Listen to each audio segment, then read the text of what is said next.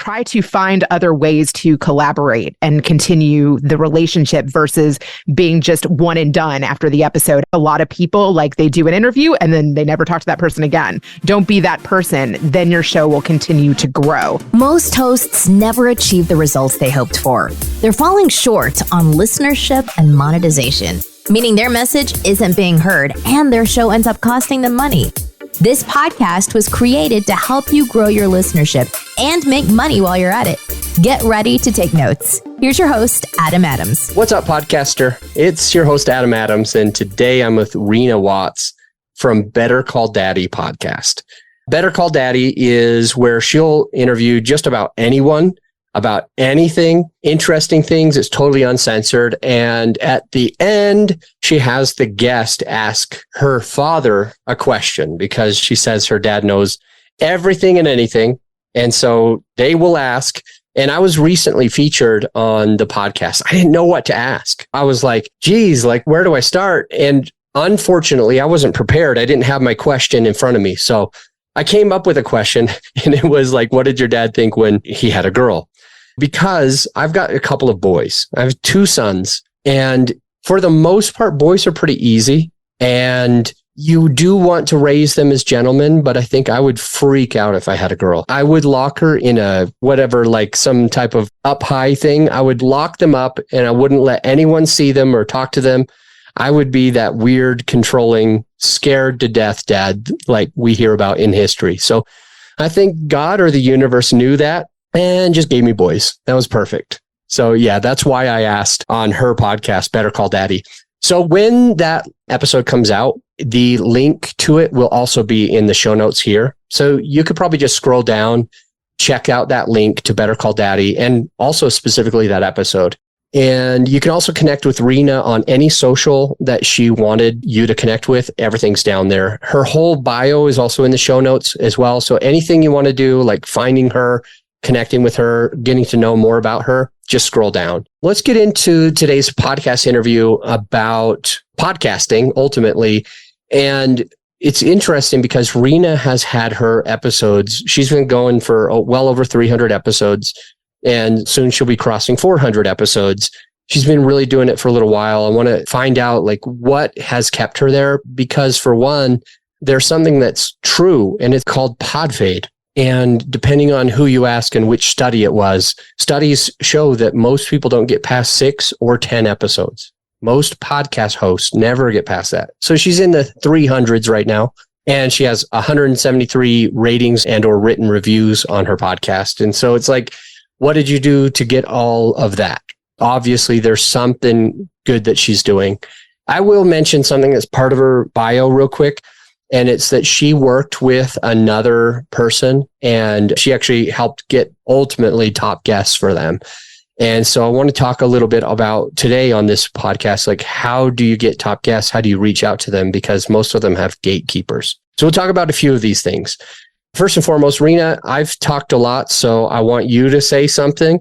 So I'm going to ask you a question. When was it that you launched your podcast? I want to hear the when and the why and the how did you launch your podcast? When, why, and how?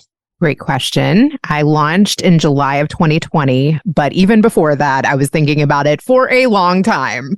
So I had co-hosted someone else's podcast years prior.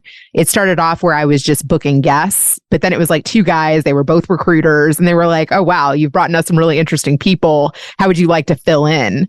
And so that kind of brought me back to my radio days. Like, I worked for an NPR station in college, and I really like the radio medium. And so they let me co-host a few times, and I got excited because I saw the numbers growing, and I liked booking guests on that show. So I had gotten my feet wet, which I think is actually a good idea for podcasters, like either guest on other people's shows, co-host a show, starting a podcast, like you're talking about this pod fade thing. It's a lot of work that I feel like people don't think about. Like, marketing is just as big a piece as recording the episodes, probably a bigger piece. Marketing is where I feel like people get burnout. So here's how I keep that easy. In the beginning, I literally was just sending like an audiogram and a graphic and links to the episode. But then I built upon that. Then it was, oh, hey, here's some copy you might want to use. Like the easier you make it for people to share, the more they'll do it. So send them different clips, send them audiograms, send them copy, send them links to the episode. And like you just did, a pro tip, see how you can link in the show notes to help them. Like, do you have a website? I have a website. I have a blog. You have a blog. You have an email list. I have an email list. Try to find other ways to collaborate and continue the relationship versus being just one and done after the episode. I think a lot of people, like, they do an interview and then they never talk to that person again. Don't be that person. Then your show will continue to grow. Can you guys do an Instagram live together? Are you talking to a streamer? Can you do a Twitch? Can you do like a social media collab? Are you talking to somebody who's good at graphics? Can they make you a meme, right? Think of different things or different strengths that the other person that you're talking to has. Are they really good at rev share opportunities? Talk about affiliates. What is the other person that you're talking to doing that's working that you can get in on or learn from or also do? Interesting. Thank you for sharing all that. I keep going. I'm hung up on something though, because I did the math. I looked, you had something that went out like on September 4th. You said had something that went out on August 28th and then August 21st. And I'm noticing that it's about once a week. Yep. I've gone down to one a week. In the beginning, I was insane and did 3 a week. Ah, that's where it is. Okay. Because I pulled up my calculator. You basically have been going a little over 3 years. And so I calculated basically, you know, there's 52 weeks a year and you should only be on like 150, 160 episodes right now. You're like 330-ish. So like more than double. So I was going to ask like what happened there. So let's talk about this because I know some podcasters who launch and maybe they're doing one a month or one every other week or one a week. And then they double it or triple it. So they switch it to 3 a week or they switch it to 1 a week from 1 a month. Or I know maybe there's 3 somebodies actually who have gone to daily, who started with like every other week or once a week, and now they're at like 5 or 7 a week. But for you, you mentioned that you had it at 3 and that lately it's been at 1. And I want to find the pros and cons. I want to find out why. I want to find out if it's working better, were you getting burnt out? Well, why change from 3 to 1? That is a great question. Well, there were multiple reasons. I would say a bit of burnout, yes. Like I wanted to stay fresh. And now I batch record too. So I'm like 6-7 weeks ahead of like releasing 1 a week. I think that if you only do 1 a week, then you're able to market it better. You're able to be fresher. You're able to do better research for the people that you're actually interviewing. You can be more selective in who you're picking. And here's another thing. There are some podcast hosts like yourself that do solo episodes as well. I haven't really done solo episodes, but what I have done is I've had other people interview me. I mean, I've been on other people's shows. So if somebody interviews me well, I will take that interview. I'll create a custom intro. I'll have my dad listen to somebody else interviewing me, and then I'll have him respond to a good interview. So I've taken some of my best interviews of other people interviewing me, and I've re-aired those on my RSS feed. It just gives you more content, gives that other person another boost. It reintroduces an episode, a collaboration. So I've done a few of those, but I have talked to other podcasters that, you know, are getting thousands of listens on each episode. And I am finding that they're either doing best ofs, they're doing shorter solo episodes, or they're doing tips. And those episodes can get just as many downloads as an interview. So I'm thinking about potentially maybe doing some extra daddy segments, like me and my dad, like reflecting on certain episodes that have stayed with us, or daddy tips, or I'm playing with that idea as an evolution. So there's a couple things that you said. One of them is that you can be more selective with a guest. And that makes complete sense. If you feel like you have to do 7 episodes a week or 3 episodes a week, then it can get challenging to batch all those. It can get challenging to stay ahead of the game. And so there is technically a likeliness going up of you being okay with somebody who is less quality. And so you avoid that by doing fewer. You also mentioned, the truth is, I'm like thinking on the tip of my head, like there was another reason that you said you slowed down. What was the other reason that you said you slowed down besides being able to monitor them? I was a bit getting burnout. I mean, I was cranking out so many that I wanted to make people want to listen more too. Like if you just give them out so easily, right? Oh, marketing. Marketing was the other one.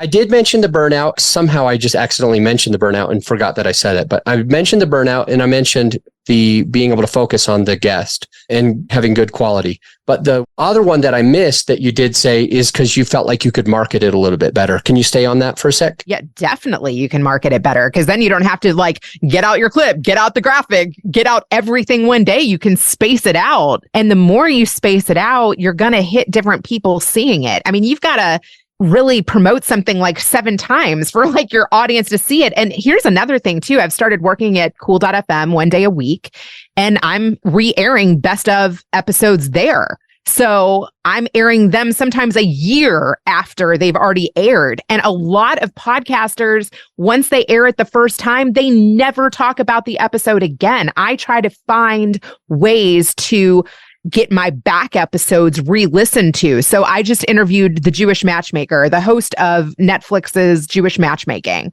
I had interviewed 4 people from Indian matchmaking a year ago. So I'm like, hey, if you liked Indian matchmaking in her episode, here's the links to those 4. And now here's the Jewish version. Okay, cool. So your podcast, Better Call Daddy, is it something that you make money from or no? Everybody wants to know that, right? It has led to me making money, yes. Is it like, does it feed into a business or is it more advertising dollars? How have you made money through your podcast? In lots of different ways, like entrepreneurs do, right?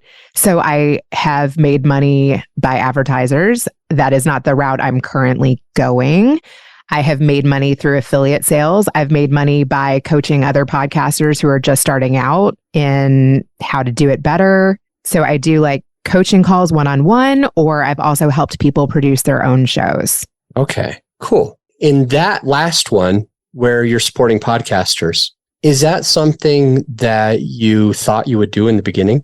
That's a great question. So in the beginning, I did kind of want to demonstrate my love of marketing. Like, hey, if I put together something and package it cool, other people will want me to try and help them do that too. That was a thought, right? But it was kind of a pipe dream. Like I hadn't done it. I had worked in production before behind the scenes. I got my start in reality TV. I've worked in radio. I love production. I love storytelling. But had I helped somebody from start to finish do it? No, but it led to me doing that multiple times. Yes. You mentioned storytelling and loving storytelling. And I think that podcasts are a lot of storytelling. I'll even tell random stories that are more parables. Like it's not even a real thing. Obviously, I've made up the characters. They might be ducks or cave persons or something else.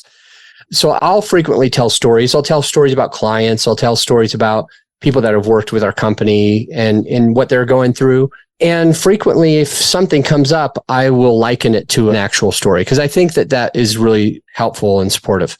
And on your podcast, you get interesting stories. Like you're just talking about interviewing people from Netflix on Jewish matchmaking and Indian matchmaking.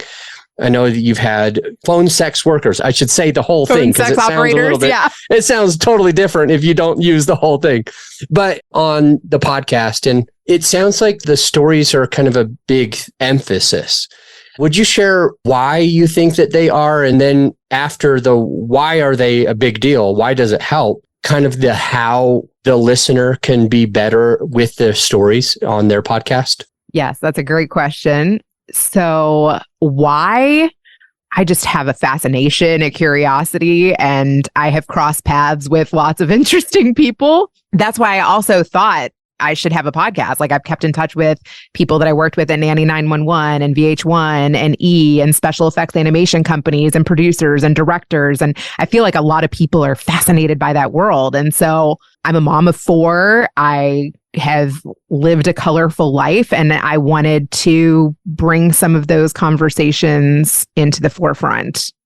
How? The phone sex worker is an interesting one, but I was a coach for Kathy Heller's launching a mastermind. And one of the girls that was in my group was a mental health worker by day and a phone sex operator by night. And I'm like, hell yeah, that's mompreneurship at its finest. I want to hear that story and talk to me like you talk to them, like. Wait, so you had her do the voice and everything? Hell yeah. But that was one of And what did she ask your dad? What did she ask your dad at the end? I don't remember, but my dad has got a sense of humor. So I've had women on that have been sex trafficked. I've had a lady on who was a dominatrix, and there's been some funny moments. And my dad has a sense of humor. I even had on the host of Netflix's show, How to Build a Sex Room. And my dad was like, he's open to listening to it, but he's like, that's a little out there for me. He was like, I think I'd rather have like a romantic dinner and a walk on the beach. Like my dad's so like old fashioned. He listened to the Whips and Chains, but for him, that wasn't like so much a turn on. Okay. All right. So, and it would have been weird if he shared that it was with me. It was funny enough. How would the listener know? I'm hearing what you're saying and ignoring it on purpose. Okay. How would the listener think to themselves, like the best way to adding in people's stories or their own stories to help with engagement, entertainment, and probably even sales persuasion?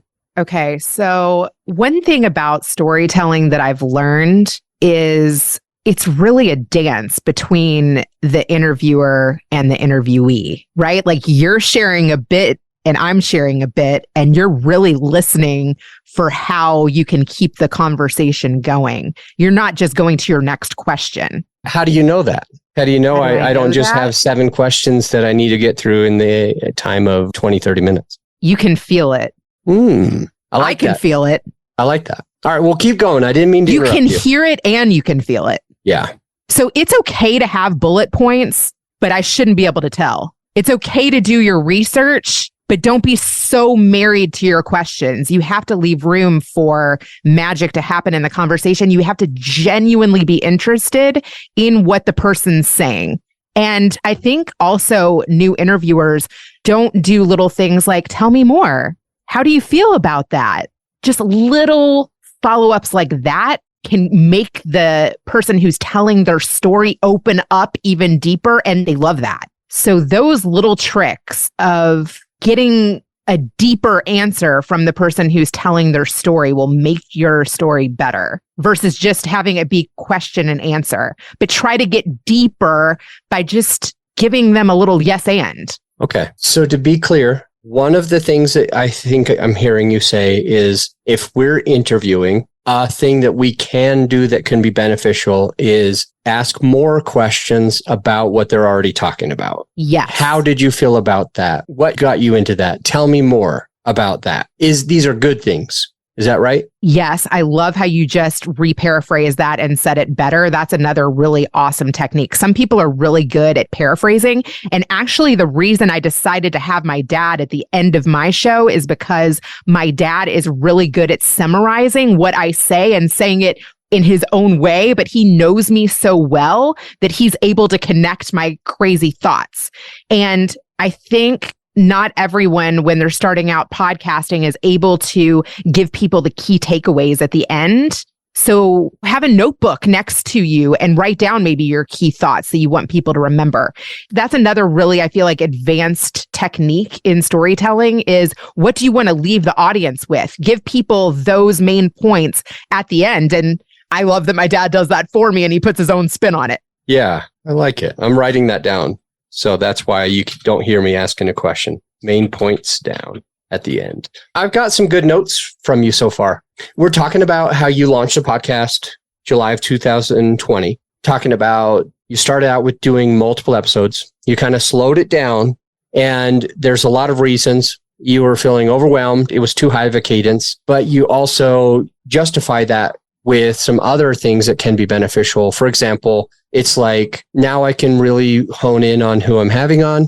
Additionally, not only am I honing in on it, but I can market a little bit better and I can pull out new things and share them for a while. And you also mentioned how you do what's called callbacks. I was watching a comedian and he was talking about his own callbacks. And he was talking about, he's like, my jokes are so funny because I can do all these callbacks. So he had this whole skit and he kept doing the callbacks. And I think any good comedian will, where they jump into a point that they had mentioned earlier on in the joke and they wrap it all together.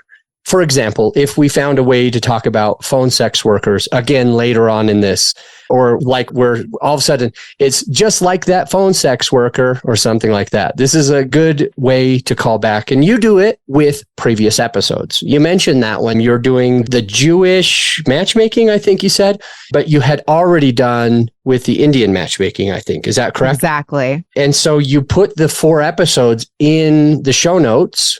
So now people can get to it easier. And also you mention it. And not everybody who comes on this show talks about callbacks like the comedians would, even in the same episode and referring to things that we've talked about before. And not everybody talks about callbacks in the way that you mentioned, where you basically share a different episode that you had in a previous time. Like if you like this, then you might like that. Or we're talking about this today. This other episode also talks about it. I like the feedback about using stories, storytelling. And in a way, I just used storytelling of me just watching a comedian talking about callbacks to emphasize a point. And I didn't notice it until I'm looking at the stories right now. But these things where we bring in outside stories or other people's stories can really help to be able to be, as you were illustrating, helps us to be able to be more entertained, to learn more, etc. And then you mentioned something that I'm kind of doing right now in a way. It's like it's hitting the main points. And your dad does that at the end of your episodes.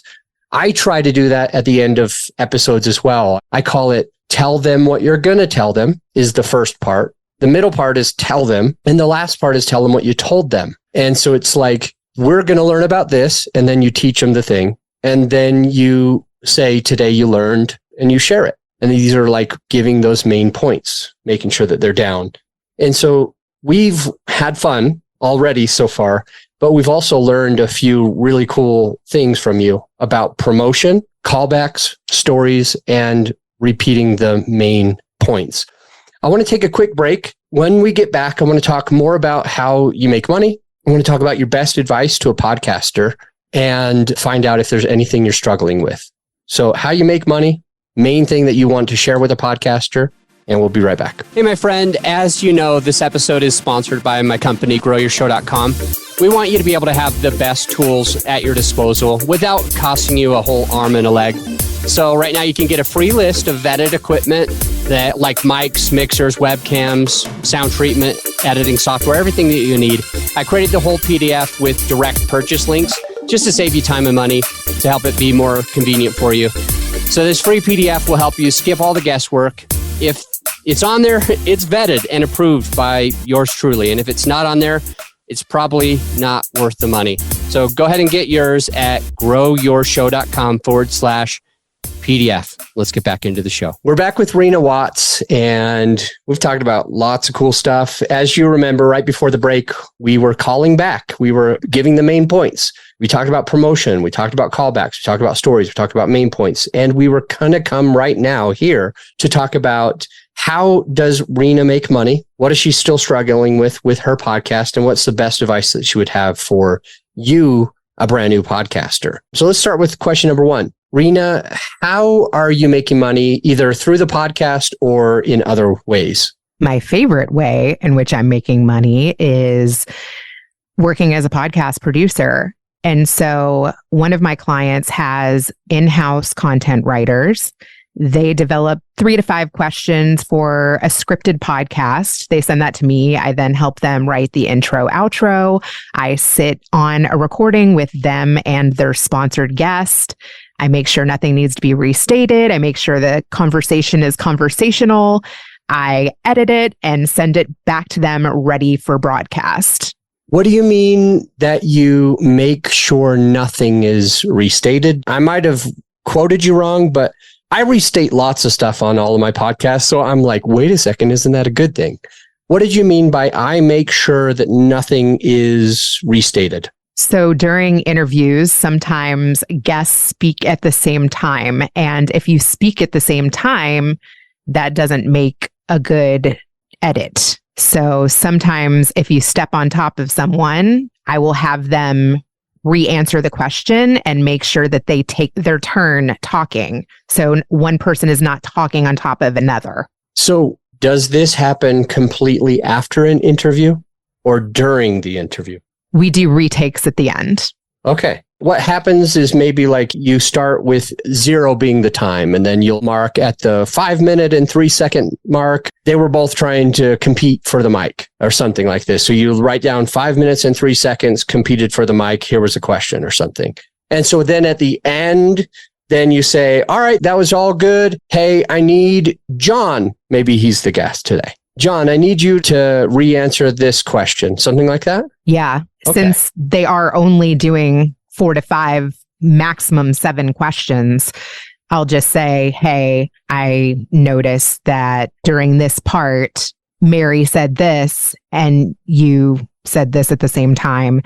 Let's start with that question again. Or sometimes I even just write the line and I'll have them say it 2 or 3 different ways and we can just film it as a pickup. Okay, cool. So how you make money is you support podcasters, you coach people, and also you produce this podcast for a company that you've been working for years, and you want to do more of that. So this is how you've been pulling money in, coaching, consulting, and then also supporting that company for so long.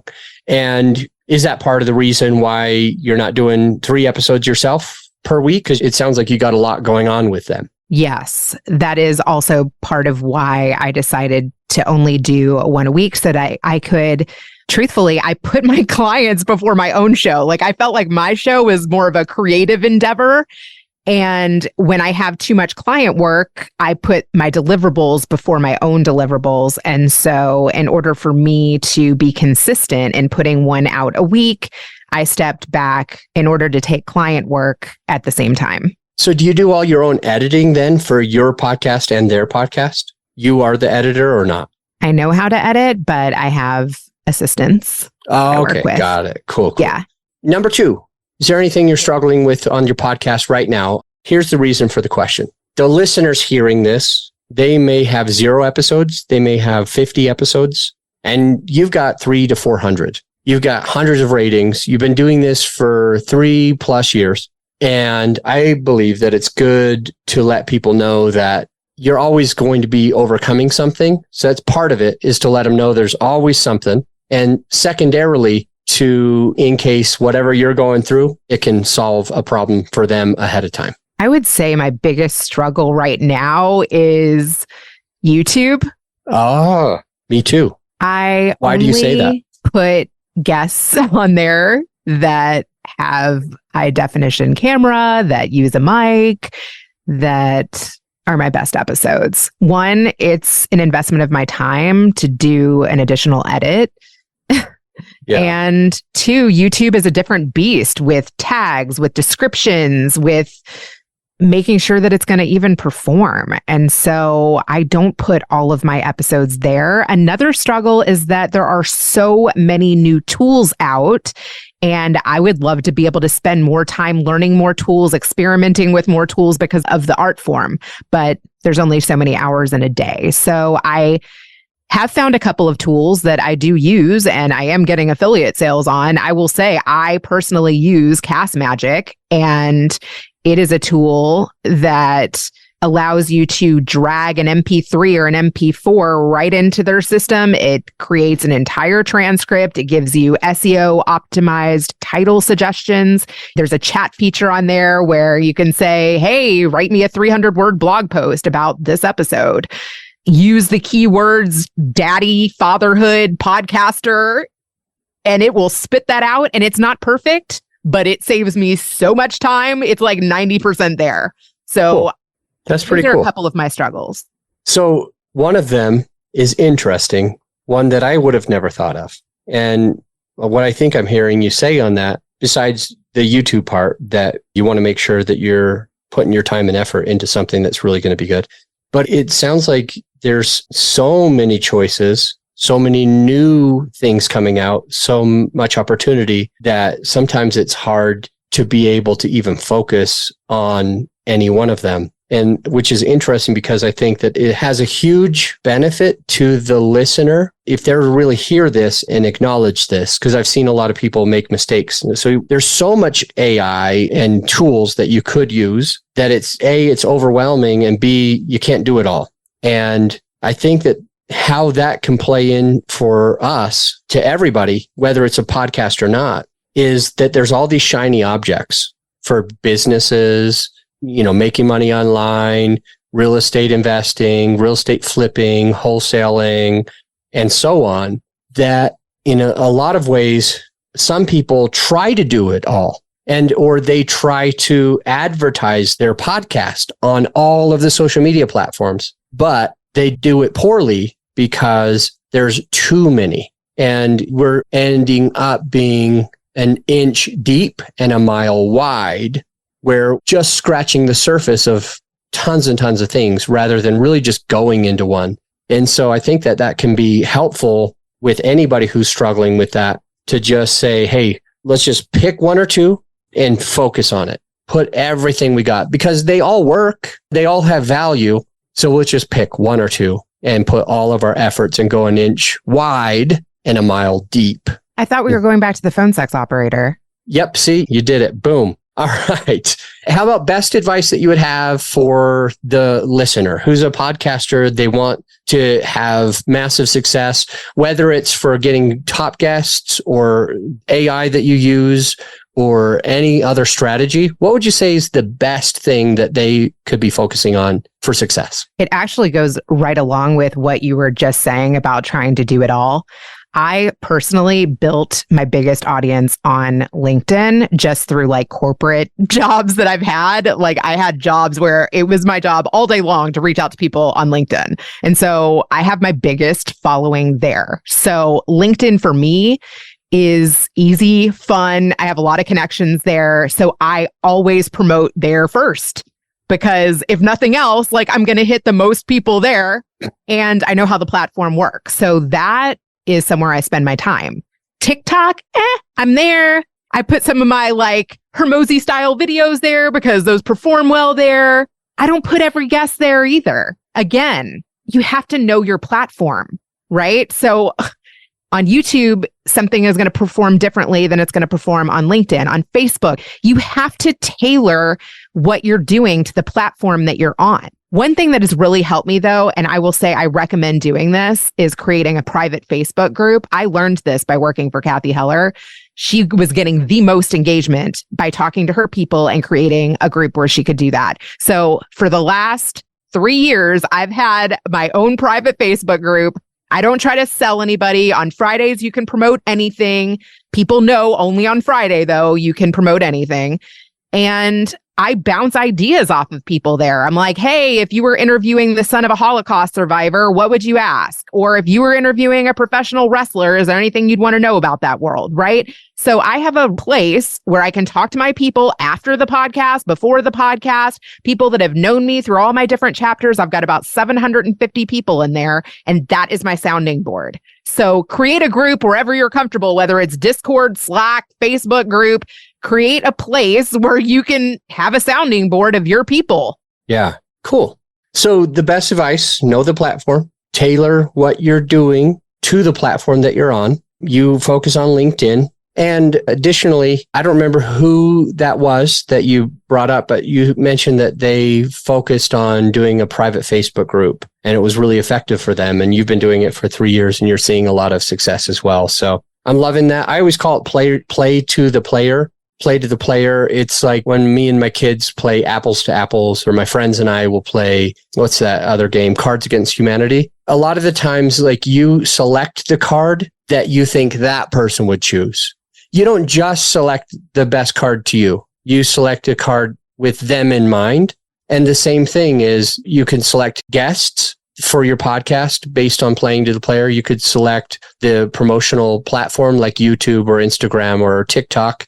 Based on that, you could do your Alex Hermosi style on a certain platform. You play to the player. You use the type of content that's going to resonate in that place for that purpose. Just like when I'm playing apples to apples, if there's anything about a drummer, I put it down when my older son is. If there's anything about a guitarist, I put it with my younger son. If you know what I mean. And if it's a tubaist, a tuba player, of course they would play it for me just because they know that I would pick that. What's the best instrument in the world? Tuba. Of course I'm going to pick that because it's subjective, and you do the same thing. You play to the player. You know the platform. You tailor what you're going to do on that platform, and you're using a private Facebook group as a sounding board. A lot of good stuff. Reena's everything is in the show notes. Scroll down. You can check out her bio. You can check out her links to follow her business, her podcast, and her social media. Just scroll down. It's already there.